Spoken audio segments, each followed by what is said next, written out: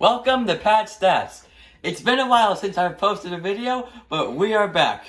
And today, we are going to be talking about the Colorado Rockies. Now, I know the trade deadline has been a couple weeks, but I've been really wanting to talk about this one thing with the Rockies and the trade deadline for a while now. And it's about what they did, or for a matter of fact, what they didn't do at the trade deadline. And normally I don't like to talk negatively about teams, but this one I feel like is just so incredibly such an exception. I have to talk about it.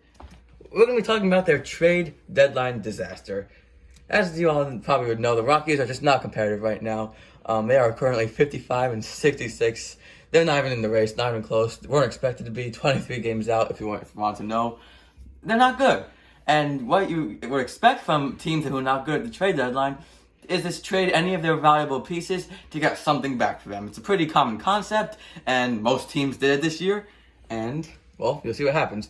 And the Rockies had many potential trade assets, including Jon Gray, who had a 3.85 ERA right now at the time of the trade. Good stuff, and is on an expiring contract. More about that later. They also had German Marquez, who was their only All-Star this year. A reliable starter on an affordable contract, and also a starter who pitched well in Coors Field. That's a plus. They also had their star, Trevor Story, a two-time All-Star, two-time Silver Slugger Award winner, and one that was on an expiring contract. So they had three very good players that they could trade at the trade deadline. Surely they trade one of them, right? No. All three remained Rockies and are playing for the Rockies throughout this year. And it was so perplexing, first of all, that Story wasn't traded, but also the fact that neither of the other two were traded, especially Jon Gray. It's remarkable to me. So we're going to look at some logic here and some Rockies logic. Logic would say, you want to trade any valued players, especially those on expiring contracts, to get a decent return back.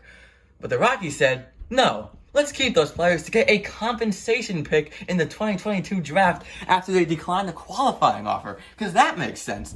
No, for Story and Gray's case, they're on expiring contracts. They mean nothing to the Rockies this year. And if I were them, they would have gotten so much more back in a trade rather than some qualifying offer and a draft pick next year, which is just exactly that, a draft pick. It's a wild card. It's not a top 10 pick. It's somewhere in the 30 to 40 range.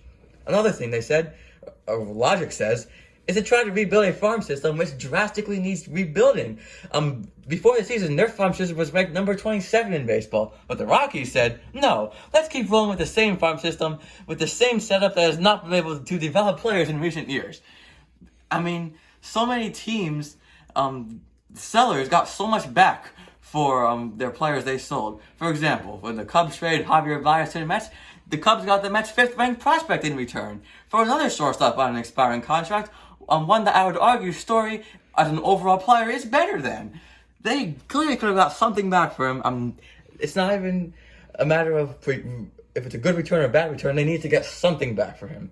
And the final piece of logic that the Rockies did not follow, trade players who have no value to your team right now. Like I said, they were on expiring contracts. But the Rockies decided to keep their currently decent players for ticket revenue. That's the only thing I can imagine that they would keep those players for, just to sell some more tickets. They have Trevor Story, and people will buy tickets. The Nationals trade Max Scherzer and Trey Turner. The Cubs trade Chris Bryant, Javier Baez, Anthony Rizzo, Craig Kimbrell. They're running out teams of nobody right now. You think the Rockies could have done the same thing and at least tried to build for a couple of years from now, but they didn't. The Rockies have really been a poorly run organization for a couple of years now. And what makes this situation even more perplexing is that they traded Nolan Arenado in the offseason, clearly signifying that they were not going to compete this year or in the couple of years after this. But they did not seem to follow through in their plan at the trade deadline this year. And as a baseball fan, it really makes me mad because I want to see more teams competitive. And I think the Rockies won't be competitive for at least 4 years, and this trade deadline had a huge impact on that. That is all for Pat Stats today. Thank you for watching.